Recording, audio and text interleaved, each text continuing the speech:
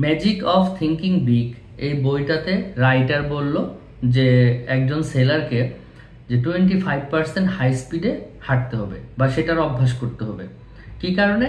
কারণ এতে নাকি সেলারের ইন্টারেস্ট বা আগ্রহটা চরম লেভেলে প্রকাশ পাবে, তাতে সেল বেশি ক্রিয়েট হবে। কাস্টমার যদি তাকে ডাকে যে ঠিক আছে মিস্টার অমুক আসেন, বা কাস্টমার অফিসের ভিতর দিয়ে সে হেঁটে যাচ্ছে বা কোনো একটা ফেয়ার বা প্রমোশনাল কাজে সে গেছে, সেইখানেও তাকে 25% হাই স্পিডে হাঁটতে হবে তার আগ্রহটা প্রকাশ করার জন্য। এই কথাটা আমার খুব বেশি মনোপুত মনে হলো না, এবং মনে হলো যে এটা কেমন কথা, এটার তো যুক্তি নেই, বাট ব্রেনের ভিতরে জিনিসটা আমার রয়ে গেল।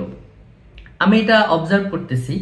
তো আমি আমার ছেলেকে দেখলাম যে পাশের বাসা থেকে দুটা ছোট বাচ্চা আসলো, এসে তাকে ডাক দিল যে আয়াস।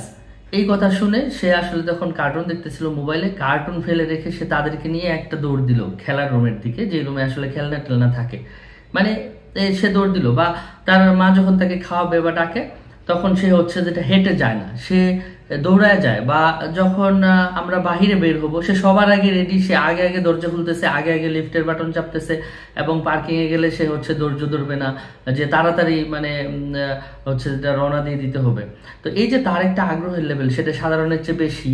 বাচ্চারা খুব বেশি এনার্জেটিক হয়, এর জন্য বাচ্চাদের অ্যাচিভিং রেট অনেক হাই, তারা যেটা চায় সেটা নিয়েই ছাড়ে।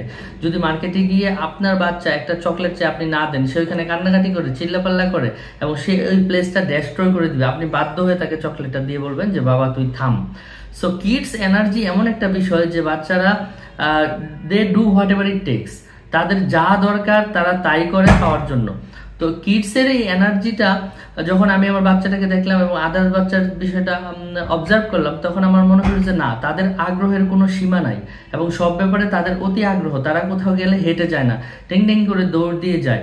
তো তখন ওই রাইটারের কথাটা এটার সাথে মিলাইলাম যে হ্যাঁ, বাচ্চাদের যেমন সব ব্যাপারে প্রচন্ড আগ্রহ, আসলে সে হেঁটে যাচ্ছে না, সে দৌড়ায় যাচ্ছে।